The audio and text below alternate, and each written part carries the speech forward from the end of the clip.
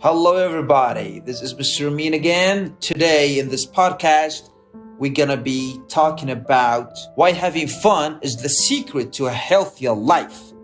What's a lot harder than it seems like it should be? Actually feeling alive.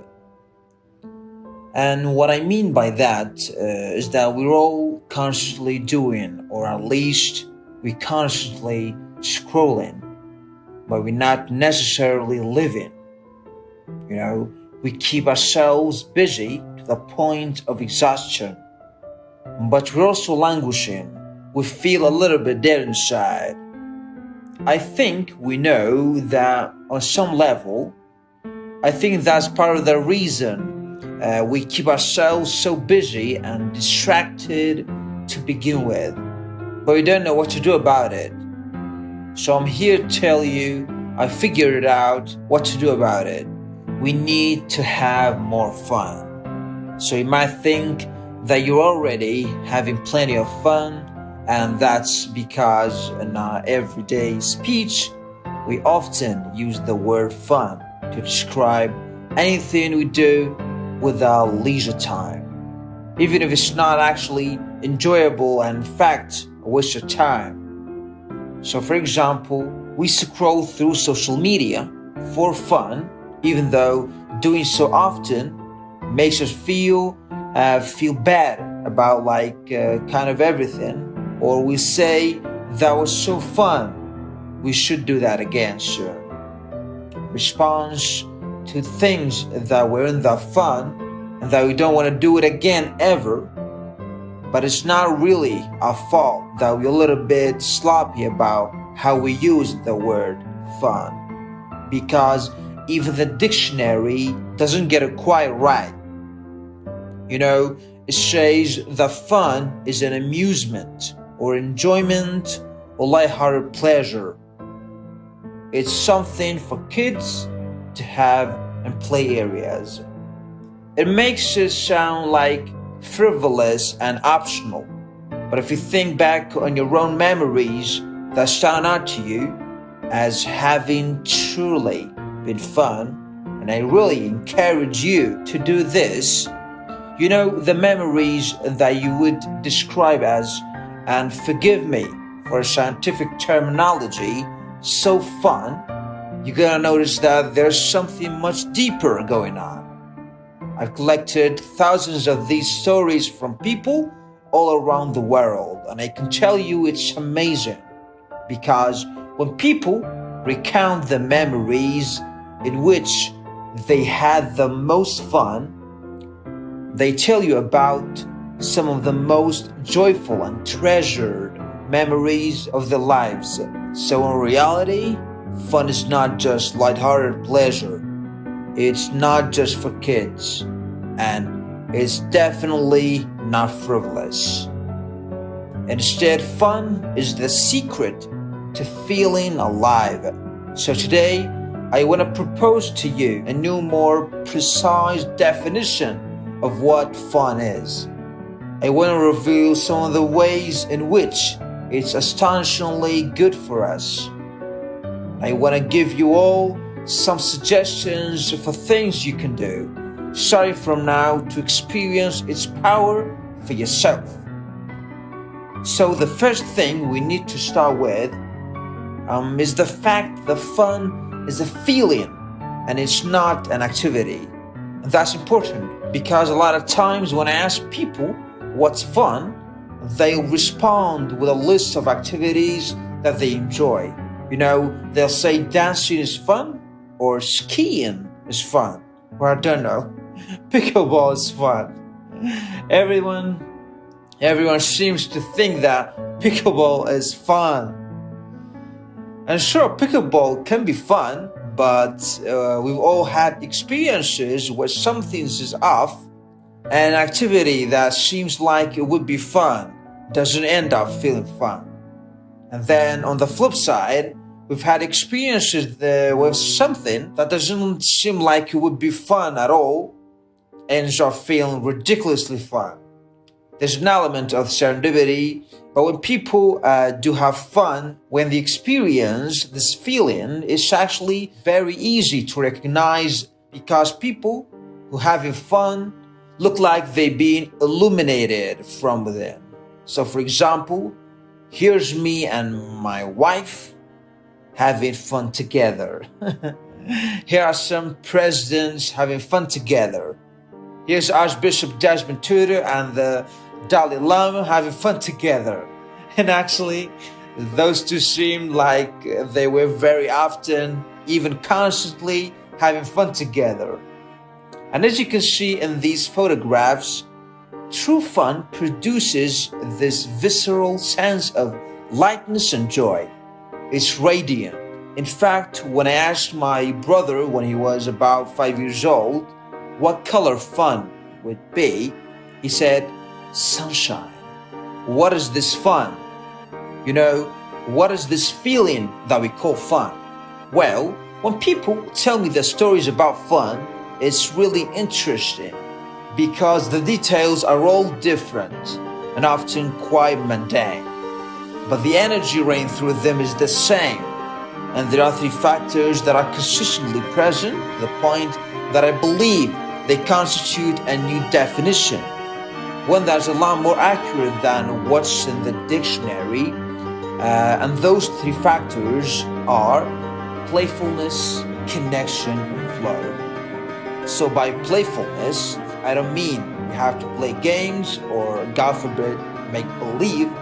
I just mean having a lighthearted attitude of doing things for the sake of doing them, not caring too much about the outcome, letting go of perfectionism. When we have fun, our guard is down and we're not taking ourselves too seriously. Connection refers to the feeling of having a special shared experience, and I do think it's possible in some circumstances to have fun alone. And for this feeling of connection to be with yourself or the surroundings or the activity, but in the majority of stories that people tell me about the peak fun memories, another person is involved. And that's true, even for introverts. And then flow is the stage where we are so engaged and focused on whatever we're doing that we can even lose track of time. You can think about an athlete in the middle of a game, or like a musician playing a piece of music. Is when we are in the zone. It's possible to be in flow and not have fun. Like if you arguing, you can now have fun if you're not in flow. So playfulness, connection, and flow all feel great on their own. But when we experience all three at once, something magical happens.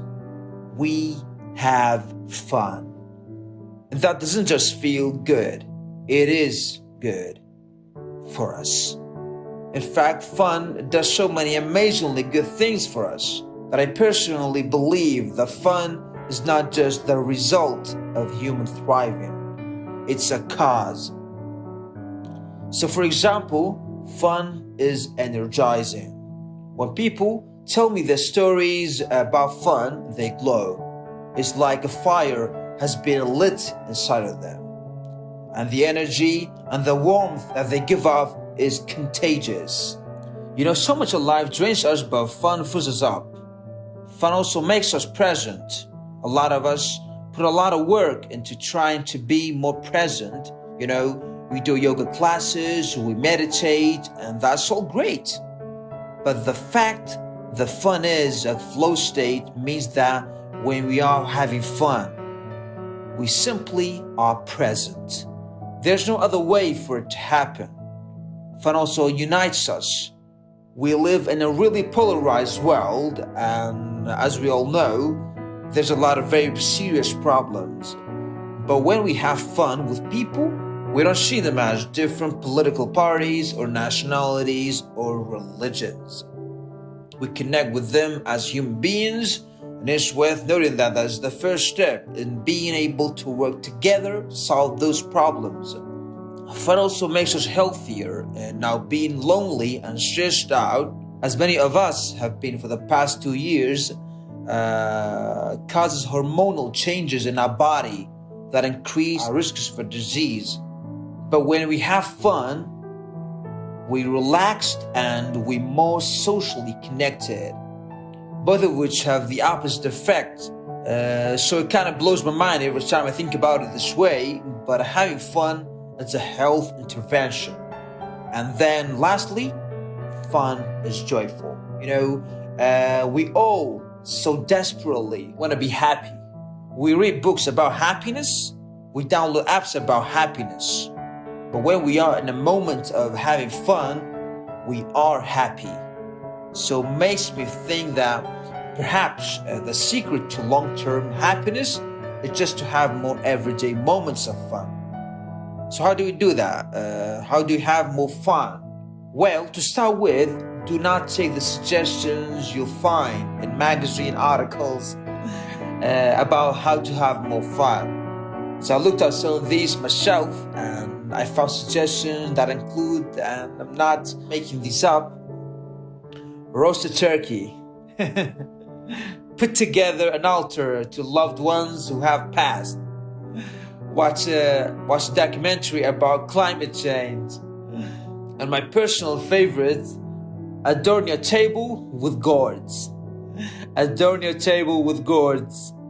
So those are not good suggestions. Instead, the most effective thing you can do to have more fun is to focus on its ingredients, by which I mean do everything you can do to fill your life with more moments of playfulness, connection, and flow.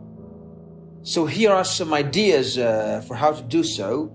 To start with, reduce distractions in order to increase flow. Anything that distracts you is going to kick you out of flow and prevent you from having fun. And what's the number one source of distraction? For most of us these days, thank you, it's rhetorical, but yes, your phones. Now, I wrote a book called How to Break Up with Your Phone. So I have strong feelings about this, but I can guarantee you that you're not gonna have fun if you're constantly on your phone. So today, I want to challenge you to keep your phone out of your hand as much as possible, so that you can take me up on my second suggestion, which is to increase connection by interacting more with other human beings in real life. Now, I know that one of the main reasons we constantly on our phones is specifically to avoid having to spend time and interact with other human beings in real life.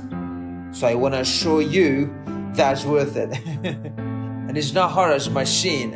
So here's how you do it. You start by making eye contact with someone. Look them in the eye. Don't look like in the middle of their forehead where the camera would be on a Zoom call. And you say hello. And if that goes well, you can introduce yourself. And if that goes well, maybe you can ask them a question, maybe something that is thought-provoking but not overly personal or threatening.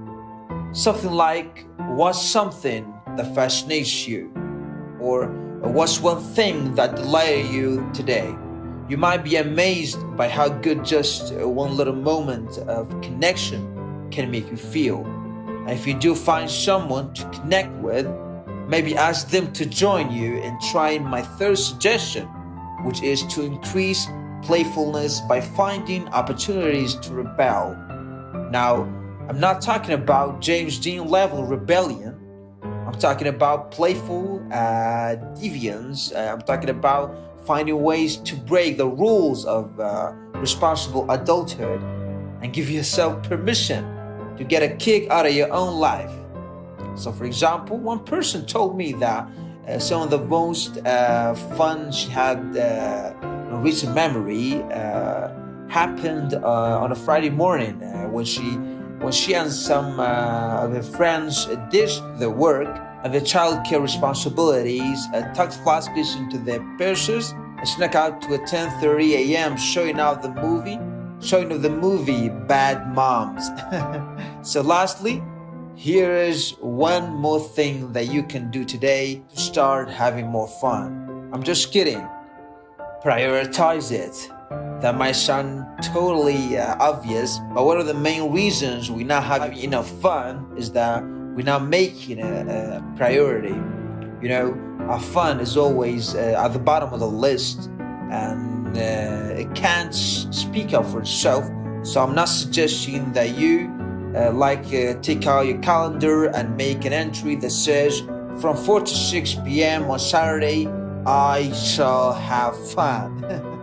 That's a guaranteed way to not have fun. But if you know you consistently have fun when you spend time with a particular person, make a point to spend time with that person. If you know there's an activity that really does often generate playful, connected flow for you, carve out time for it in your schedule. Treat fun as if it's important because it is. I've been doing this myself for a couple of years now, and it's amazing to see how many areas of my life fun has touched. You know, I'm more creative and more productive and more resilient and laugh more. Making sure that I'm having enough fun has made me a better partner and a better parent and a better friend. And it has convinced me of something that I very much hope I can convince you of as well, which is that my little brother was right. Fun is sunshine. It's a distillation of life's energy. And the more often we experience it, the more we will feel like we're actually alive. Thank you. Okay guys, I hope you enjoyed this video. If you did, please give me a thumbs up, leave a comment down below. I want to keep posting more awesome podcasts, and I can't keep my eyes open anymore. It was Mr. Amin with you all again, who is responsible for ensuring that you learn English skills, including listening, reading, writing, and speaking. So wait for more who brings out the best in you. Until next time, keep dancing. Beep beep.